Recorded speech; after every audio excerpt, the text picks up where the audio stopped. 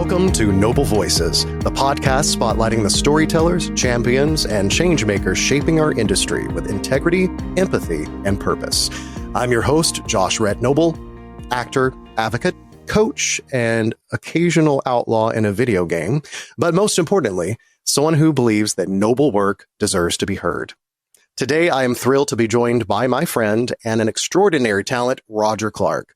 Roger is an Irish-American actor with over 25 years of experience across stage, screen, voiceover, and performance capture. He's performed in nearly 50 countries, and of course, he's best known for bringing Arthur Morgan to life in Red Dead Redemption 2, a role that earned him the 2018 Game Award for Best Performance and a BAFTA nomination, and one that touched millions of fans around the globe for its grit, heart, and humanity. But Roger's work goes far beyond the Wild West.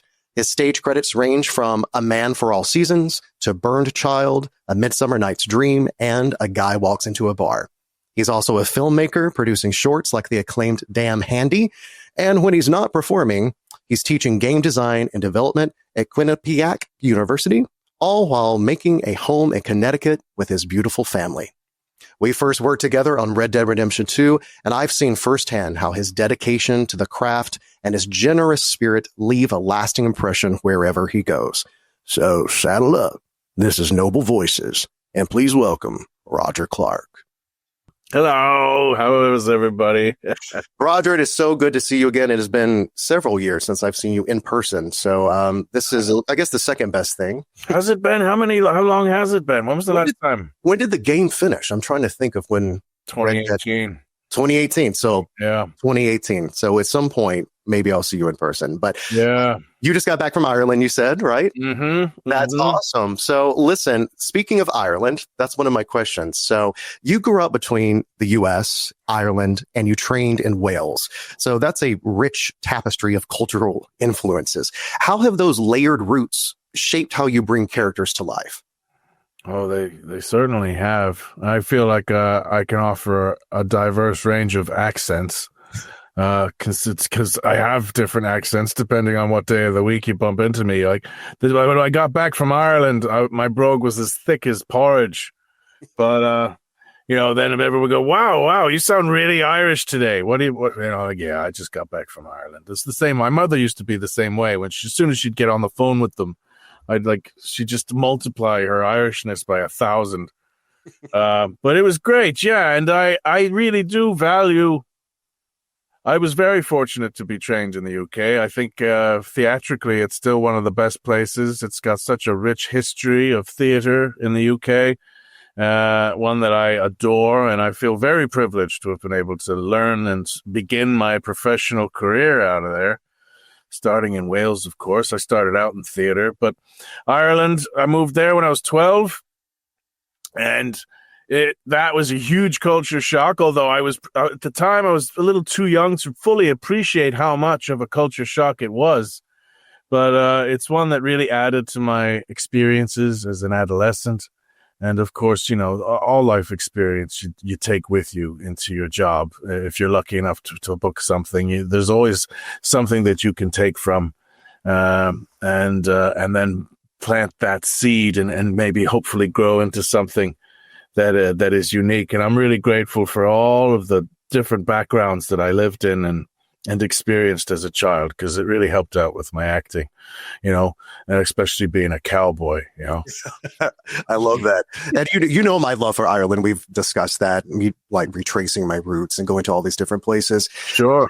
One thing that I've always learned too, especially because you have that ability to kind of hop into those different dialects, those different accents, which as an actor is a wonderful thing to do. And I always say that I'm a parrot. So if I hear an accent, I'm going to start taking on that accent. So you coming back with a heavier Irish brogue from Ireland, that makes sense when you come back for something.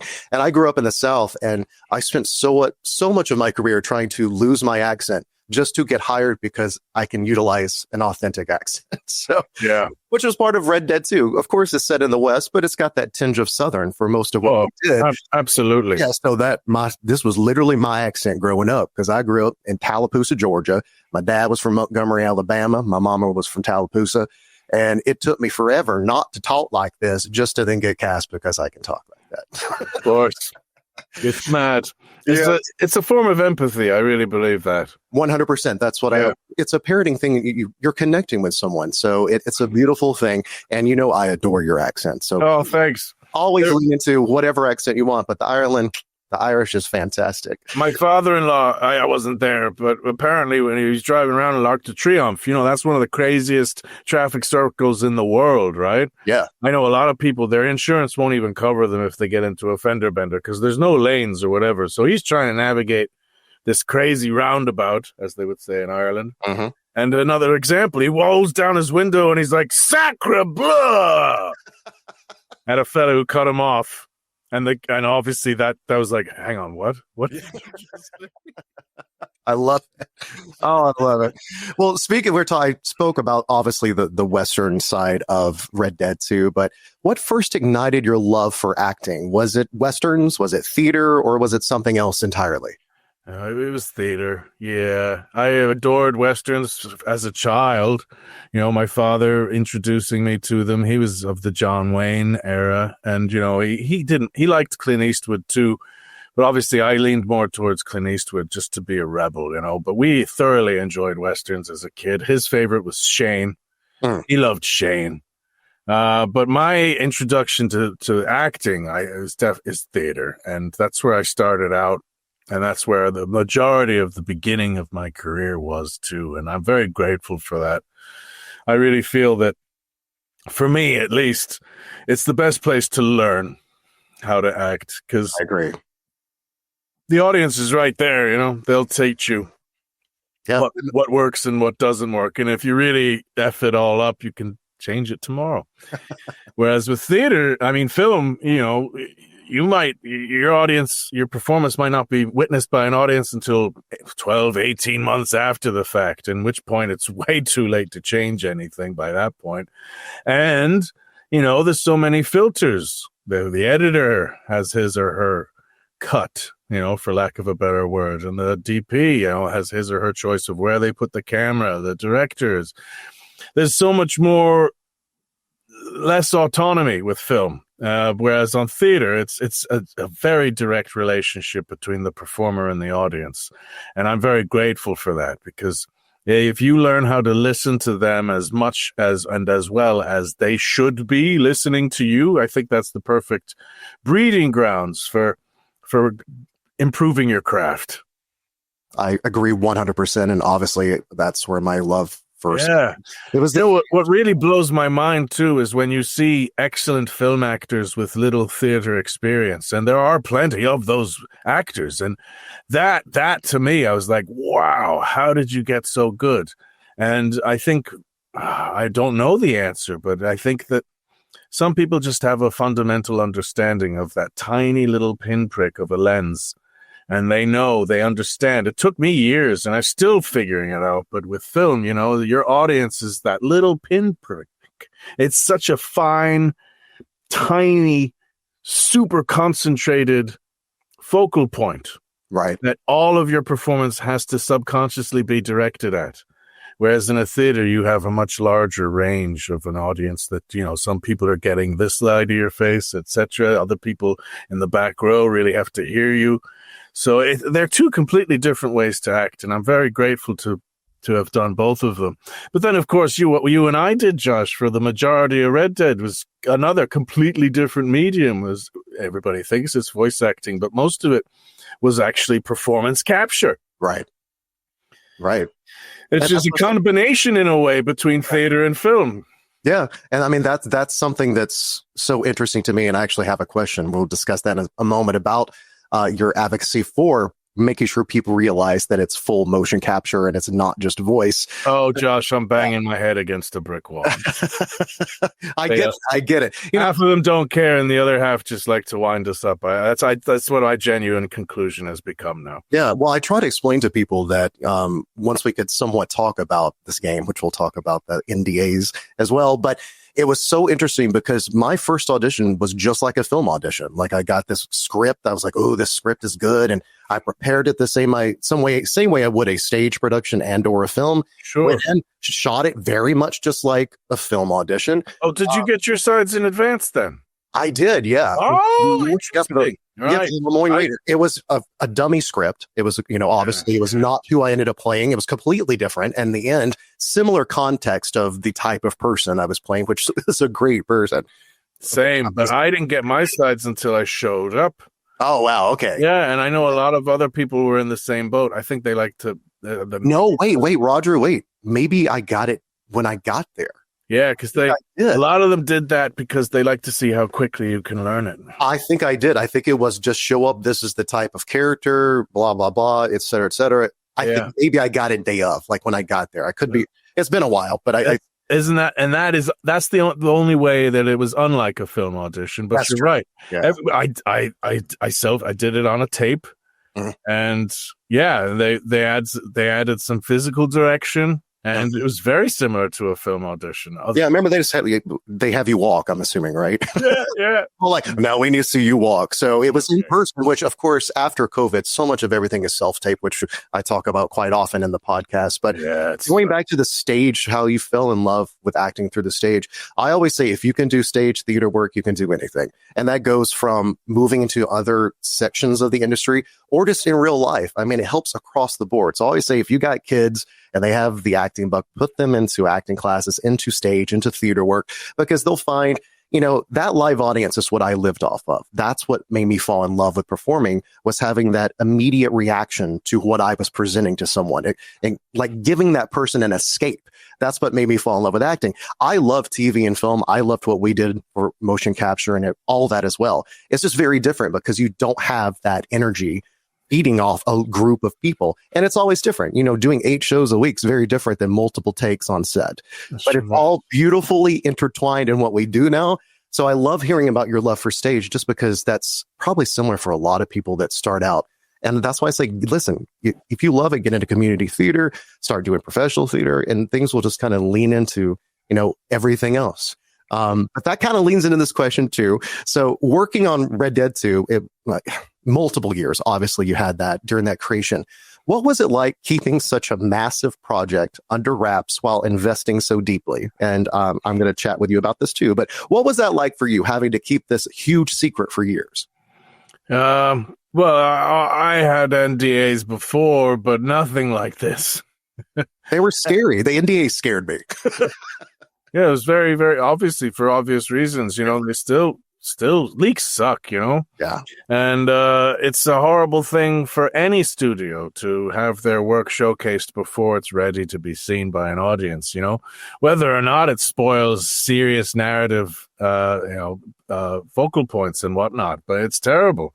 And, I, for one, I didn't find it that difficult. It was, as the years went by, it started to get a little more tricky because I had family members and close friends still trying to guess at what the hell it was that I had been working on for 3 plus 4, 5 years eventually, is what my time on that contract was. So they're like, oh, come on, dude. Is it really? Come on. People started to think I was lying to them. Like, are you actually working? Yeah. Yeah. But I'll tell you what, though. I mean, looking back on it now, it was very much a double-edged sword. And that there were some things that actually, in some ways, it actually helped because I was able to focus just on the work.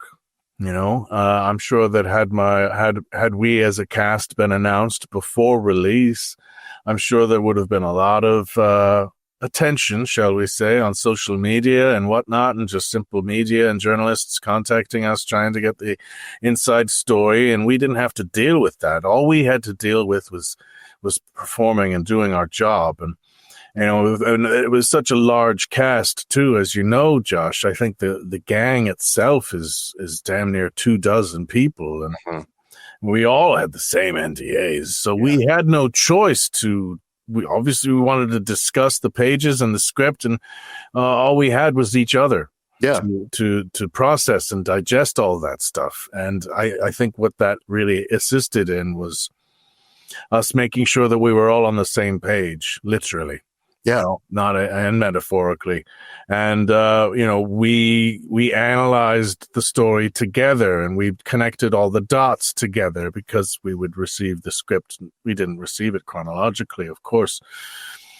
So it as a group, as a gang, we all were afforded a lot of time, uninterrupted time, to get on the same page together and to have a unique understanding of what each other was expected to bring to the scene, and we were able to rehearse unimpeded, which we did to a great extent. And I think the work can show, you can see that in the work now, and I'm really grateful for that. But yeah, I did not expect it to go on for 5 years.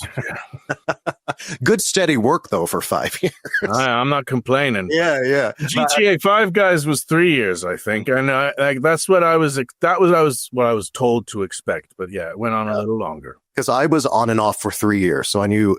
And I'll have to say, I just have to thank you for making me feel so comfortable my first day on set. And the entire time I was there on and off, it was a difficult time for me emotionally because I was a caregiver to my late mother at that point. So she had moved up to New York, and I was unable to, as you know, with stage work, so much of it is touring and regional work. So I was unable to do that.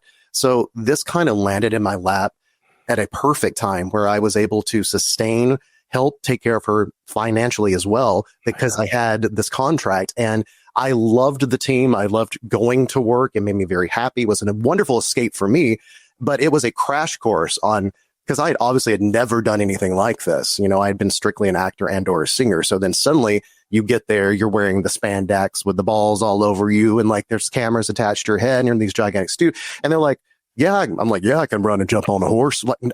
Just everything became so insane. But you were one in particular, were wonderful to me and made me feel very comfortable about things I would have not been. So thank you for that. Oh man, it was my pleasure.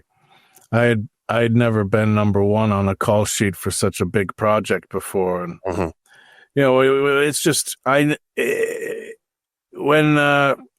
you're the regular guy, and there was new people there every day, every single day. Yeah. And, we all know that an actor usually delivers their best work when they're comfortable. And when I just wanted to make sure that everyone felt as comfortable as possible, because I knew that would produce the best work. Yeah. Well, you did that, and you did it beautifully, and it was wonderful to watch you perform. And why I was so thrilled, I don't think I ever told you this, because I was like, oh, damn, this is a real actor. I didn't know coming as an actor soul dead, like deep inside, to go on set and be like, oh, cool, this is not just a video game. This is a person truly acting these scenes. And that sort of leans into this next question, which we kind of touched upon earlier. You've made sure to educate others that what we did was performance capture, and it was more than voice acting, which voice acting is beautiful, but it's full embodiment, right? It's everything. So, oh yeah, absolutely. Which moments would you say physically or emotionally from Red Dead 2 that still resonates most with you, like while doing the game? Well, as you say, the lion's share was performance capture. Some of it was voice acting. And, when you're in a booth like this, I would say my work maybe between 10 and 15% was done in a booth. Mm-hmm. Typically all the dialogue when you're on a horse, or if you're, going interacting with NPCs outside of game missions, that most of that was voice acting, but the majority was performance capture. And I felt really lucky to be able to personally and physically inhabit a character as well as just vocally, And again, like you say, Josh, nothing wrong with voice acting. In many ways, I find it even more challenging because you only have one tool to express your job, to express your character with. And with performance capture, I was able to physically inhabit Arthur, and I had autonomy over the way he walked and where he puts his center of gravity and all the little tiny idiosyncratic things that human beings do that animators often don't have the time to create out of thin air, So it's this wonderful relationship that the actor and the animator has, because the actor is bringing in all of these little tiny details that's going to help with the immersion of the game. And I think that's one of best things about performance capture in video games is that it adds to the authenticity. It adds to the immersion of the world. You feel more like a part of it because it feels more natural. Yeah. And I just think it's a wonderful way to work. And some of the scenes that really hit back, funnily enough, are some of the most still scenes as well. Like when Arthur admits that he's scared of dying, which some people don't even hit that scene. It depends whether or not you help a certain character in Saint Denis. But if you do help Sister Calderon, then he bumps into her later on, and a very out of character because he doesn't have this sort of relationship with the gang. But he opens up and tells her that he's dying and that he's scared of it. Which again, he doesn't say that to his gang, and you don't often see that in Westerns, full stop.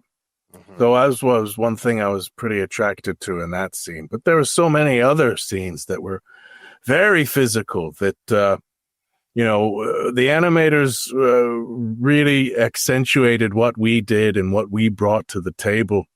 Like the famous Lenny mission where you go on a drunken debauchery party, and just how fun. Yeah, that was loads of fun. Yeah, especially to watch. People still send me clips of stuff all the time. They're like, "Oh, are you in this scene as a Lemoyne Raider?" I'm like, "Yeah, that's a funny scene." But no, like that is what I loved witnessing, because the true embodiment, because it's everything. That's why I love that you make sure people understand that. And the vocal booth is beautiful. Portions of what I did, I had a few days as Lemoyne Raider, but a lot as the local pedestrian. So I always crack up because there are scenes where I'm in it with myself. They're both wonderful ways to work. But, yeah. Everybody still, I think it's like calling Coke Pepsi or vice versa. It's just stuck in the lexicon now. It's what we do as voice acting, which is no longer accurate. Right. And I just, sometimes it makes me a little puzzled because nobody calls the cast of Avatar voice actors. Correct. Nobody calls the cast of Planet of the Apes voice actors, and yet their work is identical to what we did on Red Dead Redemption 2. 100%. It's literally identical. So, I just try and bring understanding to it, Well, I appreciate it too, because a lot of times when people find out I worked on the game, they're like, "Oh, so who did you voice?" And I'm like, well, actually, I did voice some local pedestrians, but physically and embodying it was as a Lemoyne Raider on and off for 3 years. So trying to explain that, because a lot of people do think it's just like this. Like most people still do. Yeah, I think we're making some headway. I voiced Arthur in the same way that Robert Pattinson voiced Batman. I mean, it's kind of doesn't work when you like. And what is a voice line after all? What I still don't understand what a voice line is, as opposed to a line, right? I mean, what's exactly is the difference? I don't know, and anyone who thinks they can tell me is wrong, right? Because there is no difference. It's like saying hand glove, or foot sock. It's kind of weird. Yeah. It's so true. Well, thank you for being an advocate for us who did the whole physical aspect of this game as well. I appreciate that, and we all do.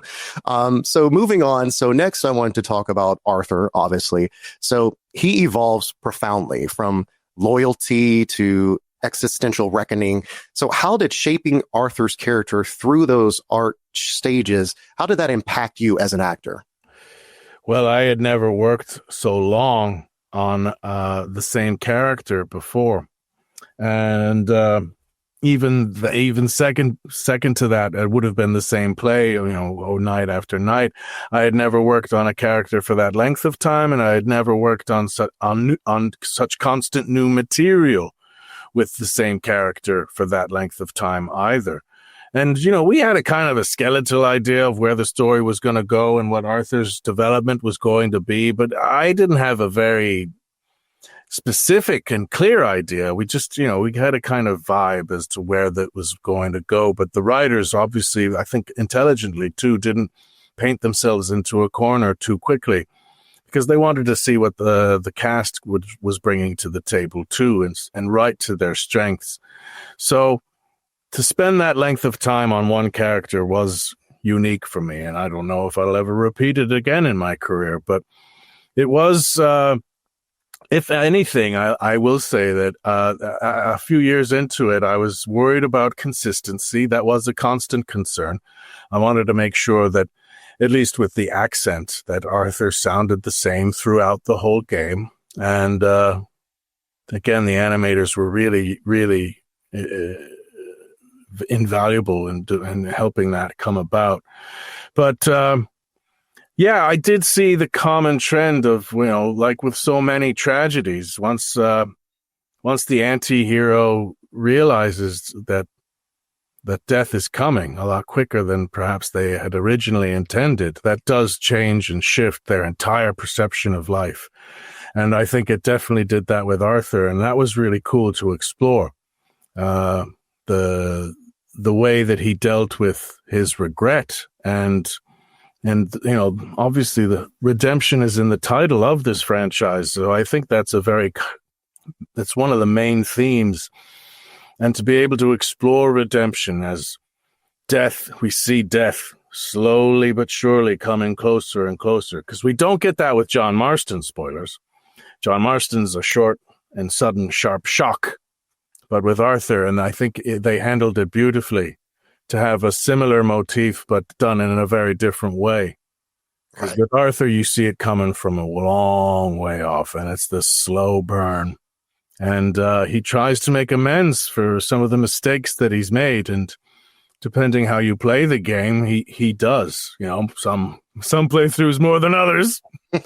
But he does make some, even with the worst, lowest honor playthrough, he does make somewhat of amends for his past mistakes. And I think that's quite beautiful, the way that it was done. And I tried to do my best, but sometimes it would be tricky because it wasn't shot chronologically. So again, with a project that length, I think if we were to accurately translate it to TV or something, it would be around 5 or 6 seasons of a TV show. 100%. Yeah. And I was really grateful because the animators were always there to give me the reference that I needed. To let me know, what happened directly before this scene, what happened directly after. And then, of course, if I had already done it, the physical memory doesn't take long to set back in once you look at it again. Right. And that in itself was what really helped me create Arthur's journey as a through line, so it made sense, basically. Well, I think one of the beautiful things and a very unique thing for this is that you were able to embody this character for 5 years. That's so rare that unless you're in a long standing run of a Broadway show, but that's going to be the same script as we've discussed every night. Yeah. So it's no new material. Yeah. No new material. So you cannot separate the character from Roger Clark. And it's because it's you embodying this for 5 years. And that's what I think is so beautifully unique and amazing to see, and something that it's great that it translates through the game itself. You can see your acting, you can see your connection to Arthur, and that has the audience. That's why the audience loves it. That's why they love you, is because that connection is so true. And what an amazing experience to have 5 years to sit inside this character and pull it off as well and brilliantly as you did. It was a true luxury to be able to do that with the same person. And I think one of the biggest advantages of working on a project for that length of time, and I don't know if we're starting to see shorter stories in gaming because the production just takes so long. I don't know if we'll ever see another game that took the performance aspect was 5 years. I believe if you're going to include the whole design of it too, is probably closer to 7 or 8. Right. Most studios can't afford to develop a game for that length of time. Right. And so it was a true luxury to be given that length of time to explore a character like Arthur. And part of you can't help but to seep into it through osmosis in a ways. There are many parts of Arthur that are inherently me, and had it been a shorter period of time to work on the character, I don't know if some of the subtleties we see would have been there. Yeah. Well, it's beautifully multi-layered. I'm not here just to talk about how great you are all the time, but it No, it's really okay, is. Josh. It's okay. You're like, just come on, keep on telling me. But I mean, that connection, that kind of leads me to this next question. One of the reasons I feel like families, young and old, connect so well to Red Dead 2 is obviously your portrayal as Arthur. So what does it mean to you that this story that you helped create continues to connect people so deeply? That was a little unanticipated, I must be honest, especially at least with older generations of families connecting with kids. You know, I remember my childhood, my father would scream at me to get off the damn thing. And now I meet so many younger fans who tell me about their father or their grandfather, and in many cases, they've now since passed away. But the fact that Red Dead 2 brought them together and enriched their relationship is something I did not fully anticipate. And again, I can't believe how lucky I am to have been able to have that much of influence over so many families in a positive way. You know, my dad, like I said earlier, he was a huge fan of Westerns, and you know, he just would have been totally chuffed at this, I think. He had thoughts of me being the next James Bond. Oh, yeah. No, I'll take this. I'll take this. And I'm sure he would have really loved, you know, I've seen this become a big bridge for a lot of older Western fans into gaming. Mm-hmm. Because they're like, well, I didn't know that you could do this in a video game. Damn, you know, and then now we see some amazing older fellas enjoying the pants off of Red Dead 1 and 2. And I just think that's absolutely wonderful. And it's testimony to the wonderful story, which was written by Rockstar Games. But yeah, I have younger folk with tears in their eyes telling me how grateful they were to be able to get to know their grandfather before they passed, because they didn't really have much of a relationship until he poked in the door and saw a cowboy riding a horse on the video game, and then then it just built from that. That is true honor, and it still gets me teary-eyed thinking about it at times. That's beautiful. Yeah, and it just shows how the art of what we do as entertainers, as performers, the empathic ability that's there to connect to the audience can spread across all mediums, from stage to television to film to video games, especially when a video game is so well produced as Red Dead 2 was. Because I mean, it was gorgeous. It looks like a film. It feels like real life so much of the time that it's great to see that people are coming out and realizing, wow, this is what games are now. You know, people a lot of times they think, oh, it's like Mario Brothers, which is a great game, but they see that in their head. And to see how far things have come, especially with storyline and characters, it's a beautiful thing. And I'm so thankful that you're able to hear from those fans, because you do quite a few conventions, right? So I know you get to see a lot of these people and hear these stories. And like I said earlier, I became an actor because I loved providing an escape for someone else. Like when my grandmother would laugh at me, some skit I was doing when she was sick, I'm like, oh, I love this. Like it was addictive. And you're doing it, and you're still doing it. So I love. I can't believe they still want me at these conventions. But yeah, of course they do. Of course they do. Yeah, and it's really is amazing. And then other kids saying, "Wow, Arthur taught me, you know, what it's like to be a good man." And I'm like, wow. So you must have had a high honor playthrough, but that's amazing. That must have been the really good honor. Yeah, I'm currently playing it right now. I'm streaming it. I'm on chapter 3, and it's the first time I've gone back to the game since COVID. Mm-hmm. And you know, I just really enjoy sharing a lot of the behind the scenes stories with the viewers. That's what I was going to say, guys. If you have not, I've noticed you've been playing through. I'm sure your fans they already know this, but for some reason you don't, check it out, because it's cool just to see Roger playing himself. Well, what's crazy too is like, I every time I put it on, I'm still blown away by the graphics. This game's almost 7 years old. Yeah, and it's better than most of the stuff you see come out now. Yeah, and I say that not criticism any way, shape, or form. But right. For an open world sandbox game to have that level of detail and immersion and the graphics still blow me away. Maybe it's because it's the first time I'm playing it on PC, because it is slightly better than console, but still, it's been out on PC 6 years. Still mind blowing. Yeah. So guys, tune in if you want to see on Roger's YouTube and your TikTok, I'm assuming too. Do you want to do it on both? And Twitch, yeah. And Twitch. Okay, so if you want to watch him play the game, it's fun to see that. So I want to kind of go beyond Red Dead 2 for a moment. So you have a very impressive volume of audiobooks that you have voiced. So how do you approach storytelling when it's your voice alone that carries the narrative compared to what we've been discussing, full motion capture? Well, yeah, I've been doing audiobooks for a while. My dad used to do newspaper for the blind. We would record it on cassette back in the 80s, and he would do it for charity, and I would help him cut out the newspaper articles. So that was kind of my first introduction to that. It was before even theater. And I've done a lot of nonfiction and history books, but for the fiction that I have done, I've learned that when you're narrating an audiobook, whenever there's a conversation with more than two characters, it gets pretty confusing. But then I also learned that sometimes you don't have to tweak your voice as much as you think. The listener can pick up very, very minor details. And one praise I've received, I'm very happy to have received, is a lot of listeners say, you don't. Some guys will try to talk like women. Oh, I'm a female character now, so I better talk like this.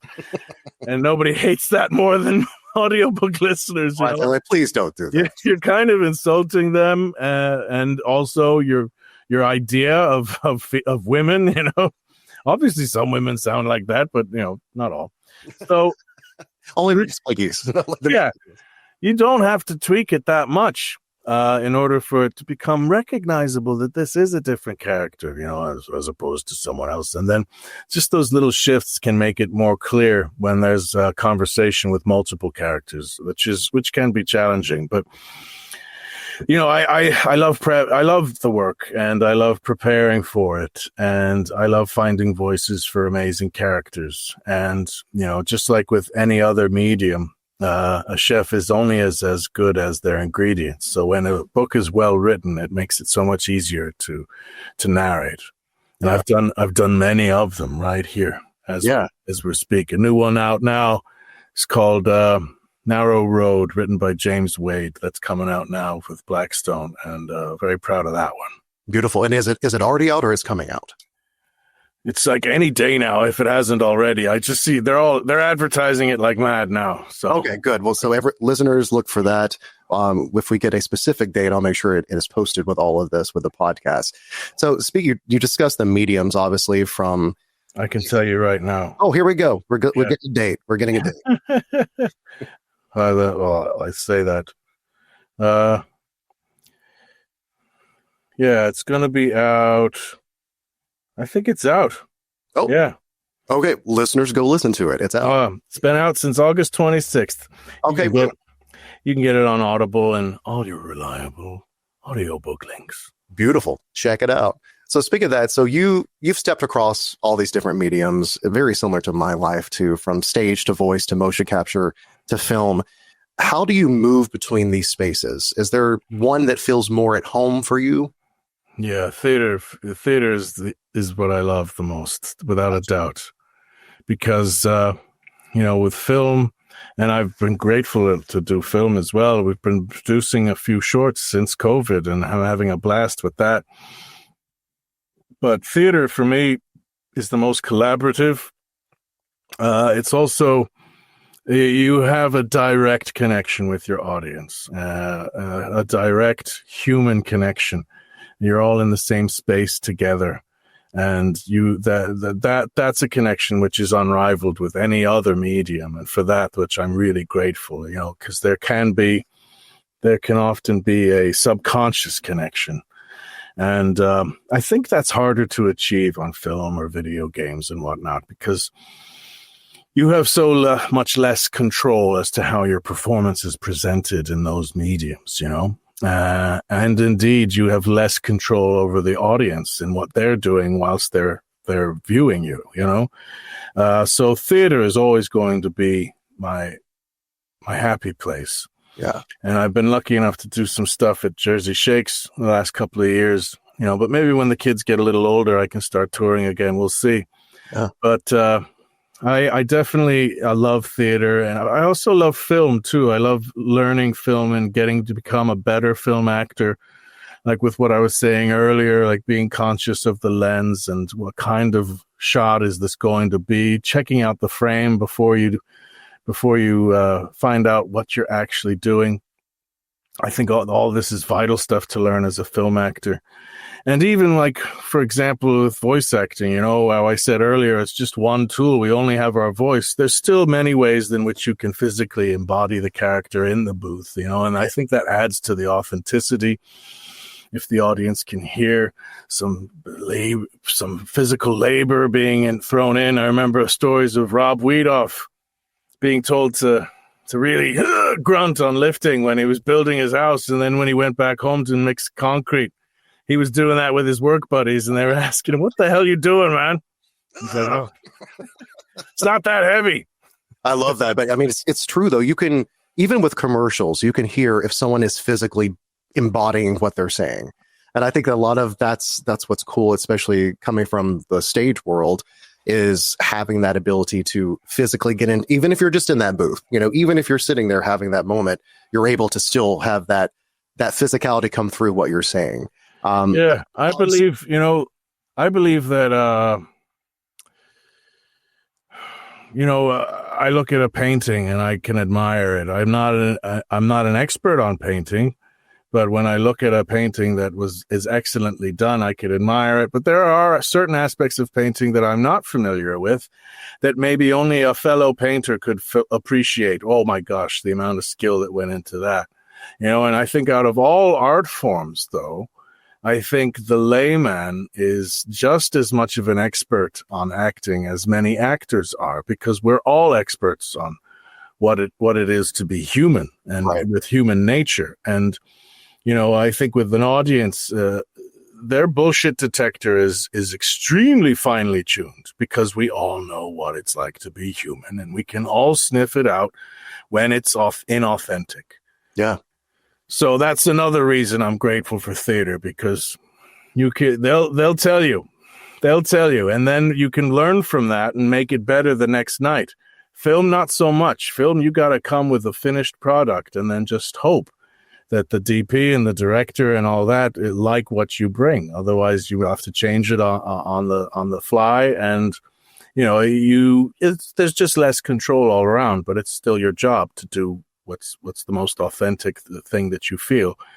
So yeah, that relationship with the audience that is key. Yeah, and I always say the stage has my heart. Yes, TV and film pays more. Sure it does, yeah. Yeah, but the stage has my heart. So I'm manifesting doing a play with you in the future. Man. I would love to get back on the last show I did was right. I still haven't been on Broadway. That's still a tick. Me either. So let's both do that. How about that? Maybe we could do Red Dead 2, the musical. We could both be. We'll just. Can you sing, Roger? Do you sing? I don't even know. I've been paid to stop singing. Okay, listen. All right. Well, No, I have sung in the past. I'll do Ring Dang Do. Okay, boom. All right, so what's next on the horizon for you? What should we be looking out for? We talked about the book that's coming out, the audiobook. So what's next? Yeah, well, I'm still streaming Red Dead. Mm-hmm. And if you head up on my socials, you'll see all the upcoming projects. There are some more video games in the works. Some of them I can't talk about, obviously. Mm-hmm. But there is one game called Evolutus Duality. I'm not sure when it's coming out, but that was directed by Brian Deckard. A lot of gamers might know Brian and Amelia, because they've got a wonderful game stream on Twitch that they've built up with this beautiful community with. But I was able to work with Amelia's the lead on it, and I play a really sleazy, fat disco club owner called Ricky Perro, who runs a backstage and illegal fighting club. And that was a lot of fun working on that. And there's some other things I can't talk about. And there's a short film coming out. Some people might remember A Death to Die For, which is a little spin on the 50s film noir genre that me and some colleagues here in Connecticut have come up with. And we've got a sequel for that coming out, because it's been lucky enough to get picked up by some streaming companies. So keep your eyes peeled for A Debt to Die For. And there's lots of other things. You can look up my socials. Link is in the bio. I announce them regularly. But yeah, and got some video games and some short films coming out. I love that. I love all of that. So everybody make sure that you're checking all that Roger's doing. I always like to end the podcast with a question. It changes for whoever I'm discussing things with. So what I wanted to ask you, so what advice would you share with someone who's trying to stay creatively resilient in today's evolving media landscape? And what I mean by that, there's so many different mediums now, whether it's these short form films, whether it's someone who truly wants to get into video games or just TV, film, stage. What advice would you give someone who is an up and coming person who wants to do this for a living? There are so many different mediums. Yeah. And if you're like me, for most of my career, you don't say no to work, and so you have no idea what you're going to be thrown into next. Sometimes I see people with the agenda like, okay, now let's do, I need to get into a feature. I have to get into a feature. And I don't know how healthy that is. I think it should be more along the lines of, how do I become better? And what opportunities are going to present themselves to me? And how do I capitalize on those opportunities as much as possible? How do I learn from those opportunities as much as possible? And, work is work, and work often does beget work, and you'll always learn from a job. Well, oftentimes we learn what not to do and what went wrong. But, I find that when you're trying to make a living as an actor in one of the big cities, it's so easy to get burnt out even before you get a stabbing chance, because you've got to carry 2 or 3 jobs over, and you've got to find it. And, oh, God, I got an audition. I need to reschedule this shift. No one's going to cover for me. Oh, I'm going to lose the job. And you haven't even looked at your pages yet, and you're already stressed out. As to whether you're going to lose your job and whether you're going to make rent. And it's a juggling act that is very, very difficult. And so what I would say looking back now is to give yourself as much open space to breathe as you possibly and humanly can. And, when you're given the opportunity, even if it's an audition, just to show your wares, you celebrate that opportunity, and even if you're not right for the part, you don't walk in going, oh, let's get this over with so I can concentrate on the next thing, because there's no way I'm going to book it. That's not a healthy way to look at it. They'll figure out you're not right for it. If that is true, maybe it's not. Maybe it's just your brain trying to sabotage you. But even if it is true, they're going to, hey, maybe he will work for this part instead. Would you mind coming back tomorrow and prepare these pages instead? And then, that's how it happens. And the last thing that you should be thinking when that happens is, oh my God, how am I going to cover my shift for tomorrow? And then oftentimes we can't help but think that way, because it's a real concern. So I've tried to dispel those anxieties, and because you are always going, if you come from an open place where you're not freaking out, and if you're much more liable to be able to focus, and you're much more liable to be able to come up with something that is truthful and authentic to your audience. So just wing it, and don't worry, even if you have cause to worry, especially if you have cause to worry. Leave your troubles behind for the 5 or 10 minutes that you're going to be doing your self-tape, or when you're lucky enough these days to actually be in the room with the casting director, which rarely happens nowadays. But give yourself space to breathe. I think that's wonderful. Roger Clark, thank you so much for joining me for Noble Voices. It is an honor to have you here. It was lovely catching up and seeing you, and I appreciate you. Obviously, everyone, please go follow him if you don't, which I'm sure you're probably doing everything. But just make sure you're checking out those things that we discussed, the book, the short films, things he can't discuss yet are coming. So that's exciting as well. But I appreciate you. Thank you for imparting your knowledge, your experience to listeners. And I truly, truly appreciate it. It's good to see you again, Josh. Oh, man, this was awesome. Thanks for having me. Thank you, Roger. Until next time, keep speaking with courage, living with purpose, and listening for the noble voices around you.